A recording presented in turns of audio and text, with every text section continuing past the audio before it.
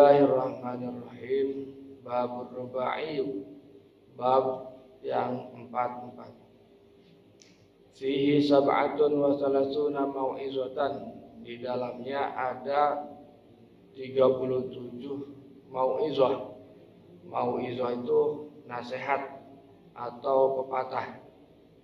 Samaniyatun akhbarun. Yang 8 adalah khobar. Wal baqi atharun, dan sisanya adalah athar. Wal maqalatul ula, makalah yang pertama, ruwiya an Rasulillah sallallahu alaihi wasallam, diriwayatkan dari Kanjeng Nabi Rasulullah sallallahu alaihi wasallam, annahu qala, bahwasanya beliau bersabda, li Abi Dzarrin, kepada Abu Dzar Al-Ghifari radhiyallahu anhu. Wasmuhu, namanya Abu Dzar Al-Ghifari itu namanya Jundub ibnu Junadah. Jundub ibnu Junadah. Kata Kanjeng Nabi, ya Abu Dzar, wahai Abi Dzar, jaddidis safinata, perbaharuilah perahumu. Fa innal bahra amikun, maka sesungguhnya lautan itu sangat dalam. Apa maksudnya? Ai ahsin niyata, yaitu perbaguslah niat, fi kulli ma ta'ti, pada setiap apapun yang datang kepadamu. Wa tadarul yahsula laka,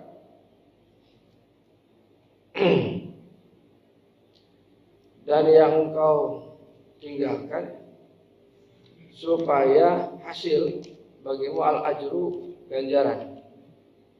Wan najatu, dan selamat min adzabillahi ta'ala, dari azab Allah Ta'ala. Kata Kanjeng Nabi kepada Abu Dzar, jadidi safinata fa innal bahra amik, perbaharui terus setiap hari niat, atau safina itu perahu. Sesungguhnya lautan itu sangat dalam. Kita itu kalau mengerjakan sesuatu, kadang-kadang awalnya niatnya benar, awalnya niatnya bersih, tapi lama-kelamaan dimasukin sedikit-sedikit, ada ria, ada ujub, ada takabur. Kan gitu ya. Pertama mah bersih niat ngaji gitu misalkan ya, tong atur saya. Pertama mah niat teh ngaji ngabdi ka ilmu, ngabdi ka masyarakat. Ya. Di tengah jalan ku sabab sering ngaji teh, gayanya urang tah, gayanya urang. Tah aya kayak gitu teh. Eta geus niat geus goreng. Alusnya jadi pengurus DKM gitu. Niat tak bersih awal. Kadituna terus aya ujub, aya takabur, urang teh. Geus asal aya urang teh geus. Makanya harus diperbarui niatnya setiap hari, dibagusin niatnya. Ya sarua jadi nanti ngajari pasti ya. Awalnya niatnya bersih. Ngomong bere-bere amplop terus we ka ditu teh. Eta teh gogoda teh. Eta geus geser sedikit teh niat. Dulu kan pernah kita sering mendengar ada kisah dari guru-guru kita. Ada satu orang itu kemudian kalau nggak salah ini niat urusan niat, ada pohon besar, kemudian dia datang mau menebang tuh pohon karena itu sumber kemusyrikan. Pohonnya itu kan disembah-sembah pohonnya itu, karena itu adalah sumber kemusyrikan. Edituar di tengah jalan cegat setan. Pasnya jeung setan menang. Pasnya jeung setan menang. Hampir setan eleh, setan teh jagoan. Setan teh kieu lah. Urang nyen kesepakatan we. Kalau Saya tahu kamu itu punya kurang duit. Saya tahu kamu itu kurang penghargaan. Sudah kamu pulang aja. Nanti akan aku kirim tiap hari ada uang, ada emas di tempat tidurmu. Balik dah. Terjadi warna. Ternyata jatuh, ternyata benar. Balik. Nah, ternyata pas pulang tuh ada tuh emas di tempat tidur. Di tempat tidurnya ada emas. Oh, geunah. Terus hari pertama ada, hari kedua ada lagi, hari ketiga ada lagi. Terus udah temenang duitnya. Iji waktu kesehatan di geunah. Elah ya. Nu ka berikutnya. Ini duitnya. Orang aja diseret ngebohongan orang. Berangkat teh, enak orang di mana ditebang ya pohon. Tah di tengah jalan kapangi deui jeung setan. Eleh ayeuna. Kunaon sih eleh? Mane pertama datangna karena Allah. Nu kadua datang dari kebang pohon teh karena duit kiriman eueuh. Jadi gitu geuningan. Eta gara-gara niatna. Eta baheula bisa di pesantren. Tapi itu ternyata ada dalam satu kitab. Wa katabal Imam Umar Al-Faruq ila Abi Musa Al-Asy'ari, dan memberi surat Imam Umar bin Khattab Al-Faruq. Al-Faruq itu gelarnya Sayyidina Umar, kepada Abu Musa Al-Asy'ari radhiyallahu anhu. Man khalasat niyatuhu, barang siapa yang bersih niatnya, kafahullahu ta'ala, maka Allah mencukupkan padanya ma bainahu wa bainan nas, antara dirinya dengan dan antara manusia. Siapa orang bersih niatnya, Allah akan mencukupkan. Tapi kan bersih niatnya hese eta teh diajar teh lila eta teh. Lila. Wa kataba Salim bin Abdullah bin Umar Al-Khattab ila Umar bin Abdul Aziz, telah mengirim surat Salim bin Abdullah bin Umar bin Khattab, berarti injuna Sayyidina Umar, kepada Umar bin Abdul Aziz. Sarua ge injuna Umar bin Abdul Aziz. Jadi inju jeung inju teh saroleh sadaya. Radhiyallahu anhum. I'lam ya Umar, i'lam ya Umar, ketahuilah wahai Umar, anna aunallahi lil abdi biqadri niyatihi, bahwasannya pertolongan Allah kepada hambanya itu seukuran niatnya. Itu karena ukuran niatnya. Faman khalusat niyatuhu, barang siapa yang bening bersih niatnya, tamma aunullahi lahu, maka sempurna pertolongan Allah baginya. Wa man naqasat niyatuhu, barang siapa yang mengurangi niatnya, naqasa anhu aunullah, maka Allah pun mengurangi pertolongannya biqadri dzalika, karena kadar niatnya. Kalau kita niatnya full karena Allah, Allah pun full nolongin kita. Tapi kalau kita niatnya setengah karena Allah, ya setengah jeung dunia, ya Allah ge masih ana setengah. Itu benar tak? Orang salat duha supaya naon? Supaya gampang rezeki. Menang teu meunang. Sarua tak halus kene. Niatnya kan tingkat-tingkatannya, ada tingkat-tingkatannya. Ibadah itu kan ada tingkat-tingkatannya. Ibadah karena kan Allah kumpul sabab rasa cinta manusia atau kita kepada Allah, itu mah berat. Da urang mah kudu dibebenjokeun keneh. Ibadah terus karena sieun karena hayang ka surga, terus sieun ka neraka, ya aya nu kadua. Boleh enggak? Boleh. Bagus itu. Hayang ka surga, sieun ka neraka. Hayang menang surga, sieun ka neraka. Nah, boleh ya, boleh. Kita kos dalil Abu Nawas. Abu Nawas ini pinter. Ilahi lastulil firdausi ahla wala aqwa ala naril jahimi. Ya pinter ini. Ya Gusti abi teu pantas ka surga. Ngan abi sieun ka neraka teu kuat. Maka bisa eta Abu Nawas. Boleh. Ada tingkatan ibadah teh kan muka tilu. Ibadah tapi ngarepkeun dunia. Ibadah mah karena Allah tapi ngarepkeun hasil dunia. Cenah. Naon ngaranna teh? Salat duha lah contohna. Salat duha teh supaya gampang rezeki menang. Salat tahajud ngarah menang tinggi derajat menang. Eta halus keneh. Ibadahna karena Allah kan aya harapan di dunia na aya gitu. Itu boleh. Boleh enggak? Boleh. Masih bagus. Kemudian ada juga ibadah teh lain urusanna ka Gusti Allah tapi urusan dunia. Tah eta nu rendah. Eta mah ke dalam tahap diajar. Boleh enggak? Boleh. Dalam tahap belajar. Boleh. Rajin ke masjid supaya digajah aku minta hak. Boleh. Itu dalam tahap belajar boleh. Ke masjid supaya kebagian berkat. Boleh. Itu dalam tahap belajar boleh. Tahap belajar itu kenapa sih maksudnya? Membiasakan diri. Orang teh nggak ada yang langsung resep ke Allah, tetap bisa langsung. Sok ayeuna urang ngadidik anak urang. Sok neng ngaji. Dipasihan ongkos tak.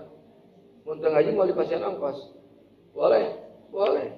Ke masjid tadi dikasih aja. Boleh, itu diajar.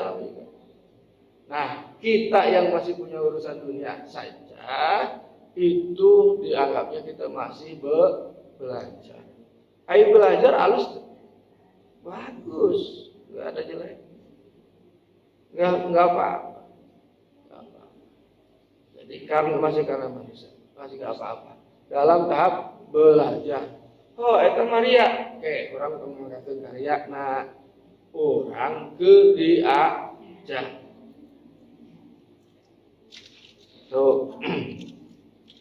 Wa khudhiz zada kamilan fa inna safara ba'idun. Dan ambillah perbekalan yang sempurna bahwa sesungguhnya perjalanan itu jauh. Apa perjalanan paling jauh itu? Fil akhirah, di akhirat. Fi ghayati ta'ab, dina ujungnya kesusahan. Sangat susah. Wa khafifil himla, dan ringankanlah muatannya. Ai mahmulaka minad dunya, yaitu bawaanmu dari dunia. Fa innal aqabata kaudun, karena sesungguhnya tanjakan itu rumit, berat. Jadi kita itu harus bawa bekal yang sempurna, tapi jangan juga membawa muatan yang begitu banyak dari dunia.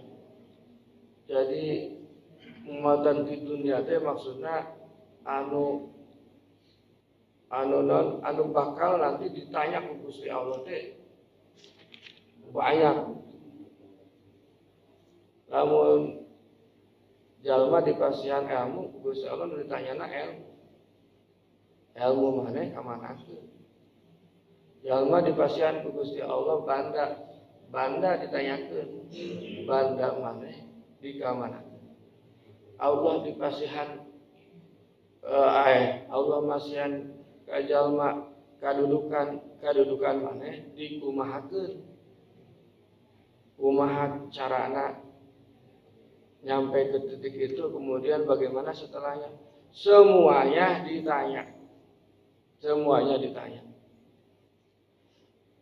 Nu kaya, nu nu kaya, yang kaya dengan yang miskin pasti lebih banyak yang kaya ditanya daripada yang miskin. Dan nu miskin mah paling ditanya mana di pasien miskin sabar tuh, sabar Gusti ke surga. Mun beunghar ditanya, "Ai mari pasien ka beungharan kumaha?" Tah eta imah sawah, kontrakan, duit, mobil, sertifikat. Euy, loba ditanyana. Anu miskin mah moal meureun sertifikatna teh aya. Itu tadi kasihan Gusti Allah teh. Makanya biasanya Gusti Allah itu memberikan sesuatu itu kejayaan, kekayaan itu kan diambil pelan-pelan. Ya, benar kan? Orang kalau mau diambil nyawanya nggak langsung ambil nyawa. Ada yang langsung ada. Tapi kalau orang yang gradual gitu, pelan-pelan gitu. Ya kita lah. Kita ini kan dikasih sama Allah maksimal umur 40-50 itu kekuatan. Lewat 50 kekuatan diambil leuleus buka kahayang mungkul tenaga eueuh. Coba. Dicokotan ke Gusti Allah diambil ke Gusti Allah. Rambut kita diambil ke Gusti Allah tuh. Sadik-sadik botak air gundul. Untuk diambil ke Gusti Allah nikmatna baheula mangeunah eta teh sate teh ayeuna mah rek kurban sakumaha daging moal bisa daging kurban oge. Unduna eueuh hese di sate hese di sop ngagicel coba ge. Eta ayeuna tahun itu diambil satu-satu. Pendengaran diambil pendengaran. Mata penglihatannya dikurangi setik-setik Gusti Allah. Eta teh pertanda urang teh bakal dicanak. Naon? Anu terakhir dicanak ku Gusti Allah teh naon? Nya eta nyawa ruh kembali ke Gusti Allah, raga balik ke bumi. Kan gitu. Nah jadi ayeuna teh pelan-pelan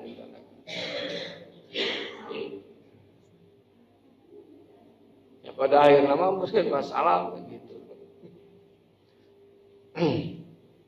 Wa akhlisil amala fa innan naqida,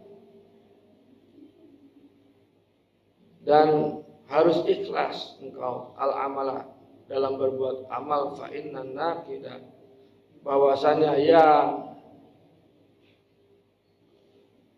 yang mencatat itu basirun, itu maha ningali, maha tahu, maha melihat. Jadi Allah itu tahu apa yang nampak dan apa yang tersembunyi. Apa yang nampak dan apa yang tersembunyi. Niat nak jalma itu sudah diketahui Allah. Niatnya saja sudah ketahuan. Atau motif. Makanya kalau dalam tindak pidana itu pasti yang dicari itu motif. Motif melakukan itu tuh apa? Apakah karena kejahatan atau sengaja atau kumaha? Itu ada motif pelaku apa? Ada dendam, ada cemburu, ada apa? Itu niat sebetulnya, niat. Nah, niatnya itu apa? Kemudian kata Abu Sulaiman Ad-Darani, "Tuba liman tawabat lahu khafatun wahidatun fi umri la yuridu biha illallah ta'ala." Duh bagja kajalma anu langkah hijina, langkah nanti jelas hijina dina umurna yang tidak menginginkan apapun kecuali Allah Ta'ala. Wa makhaduhu, dan tempat ini mah referensinya dari sabda Nabi kepada Mu'adz radhiyallahu anhu, "Akhlisil amala yujzika minhul qalil." Kudu ikhlas, harus ikhlas kamu dalam beramal, maka pasti Allah membalasnya itu dari hal yang kecil. Jadi melakukan sesuatu yang kecil pun harus ikhlas, komo nu gede. apa yang menjadi kecil dalam pandangan manusia bisa jadi Allah melihatnya besar. Bisa jadi Allah melihatnya besar. Ibnu Hajar al-Asqalani itu dimimpikan oleh temannya juga yang ulama. Dia masuk surga. Ditanya, kenapa Syekh bisa masuk surga? Apa karena Syekh banyak ngarang kitab? Bukan ternyata. Terus Syekh sabab loba tahajudna? Henteu. Apa sabab salat subuhna rajin ke masjid? Lain. Atau salat asarna maghrib isya subuhna sadayana di masjid? Henteu, lain eta anu ka surga teh. Cek Gusti Allah abdi teh ka surga naon? Gara-gara hiji waktu abdi keur nulis kitab, kemudian ada seekor lalat yang ingin minum di tintanya dan dia membiarkannya. Jadi pas mau nyelupkeun baheula mah kan gitu dicelupkeun. Pokona teh dicelupkeun. Ya, pas rek nyelupkeun teh aya laleur keur nginum dina bak tintana. Diantepkeun eta laleur nepi ka beres minumna. Tak gara-gara eta geuning suka surgana teh. Gara-gara nulungan laleur. Nah maksudna sih eta ulama nepi ka nu kitu dicaritakeun. Maksudna teh jalma anu nyaah ka makhluk leutik itu lebih utama dari apapun yang dilakukan oleh orang itu. Jadi siapapun orang yang nyaah mika nyaah ka jalma leutik, ka makhluk leutik, ka jalma anu teu karakter dihitung ku manusia mah. Eta bakalan lebih mulia di hadapan Allah tibatan apapun yang dilakukannya. Jadi lamun ayeuna urang teu nyaah ka jalma leutik. Ya, punten ya. Fir'aun itu dosanya yang paling besar ya. Selain mengaku Tuhan kira-kira apa? Kan saya pernah khutbah itu ya. Fir'aun itu kan ngaku Tuhan, ya kan? Nah, ada dosanya yang paling besar apa? Dosanya Fir'aun yang paling besar bukan zinahnya, bukan. Bukan sombongnya, bukan. Tapi dosanya adalah isti'bad. Isti'bad itu memperbudak manusia. Memperbudak manusia.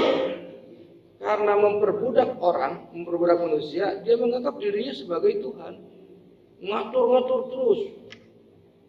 Namun orang ayeuna punya punya pembantu atau ngabantuan di rumah kita. Dititah digawe, iya can anggeus dititah deui, can anggeus dititah deui, can anggeus dititah deui, can anggeus dititah deui. Eta teh memperbudak. Eta teh memperbudak. Allah itu paling marah. Jika menganggap manusia yang lain itu sebagai budak. Enggak boleh. Karena itu perlakukan orang itu sewajarnya. Jangan sampai kita masuk kepada kategori isti'bad tadi itu. Jadi kita meminta orang itu jadi hamba kita. Jadi orang itu menghambakan diri kepada kita itu haknya Tuhan, haknya Allah. Ulah itu. Coba ditah terus dia ditah. Ngomong balik dicarekan angko di kuliah itu. Di kantor sekaya nu kitu tadi. Ulah kata ya Allah. Ya. Nah, itu Fir'aun itu begitu. Jadi orang yang mulia itu orang yang bisa menghargai orang kecil, makhluk kecil yang kadang-kadang tidak dihitung oleh manusia, oleh orang lain. Mana mau naon ih. Itu dianggap ada jelema, ku urang dihargaan ada jelema, eta nu hebat. Di tempat lain disisihkeun, ku urang diraih, eta nu hebat. Di tempat lain kemudian teu dianggap urang dicekel. Tah eta.